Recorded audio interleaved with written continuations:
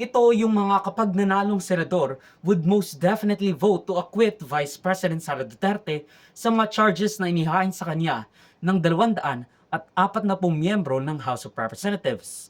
On the red corner, perfect attendance ang Senate slate na inendorso ng Administrasyong Marcos sa kanilang campaign kick-off rally na nilaunch sa baluarte ng mga Marcos, Ilocos Norte, Lawag City.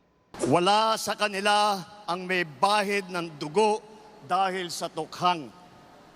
Wala sa kanilang kasabwat sa pagbulsa ng sako-sakong pera, pinagsamantalaan ang krisis ng pandemya, pinabayaan ang ating mga kababayan na magkasakit at mamatay. Wala sa kanila ang mga pumapalakpak sa China at natutuwa pa kapag tayo ay binobomba ng tubig. Tinatamaan ang ating mga Coast Guard, hinaharang ang ating mga mangingisda, ninanakaw ang kanilang huli. At bukod pa ron ay inaagaw pa ang mga isla natin para maging bahagi ng kanilang bansa.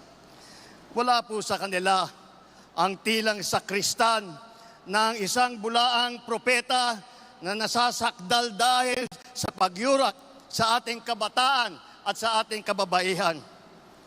Wala sa kanila ang tagataguyod ng pugad ng krimen, ng sentro ng paglalapastangan ng mga kababaihan na mga pogo.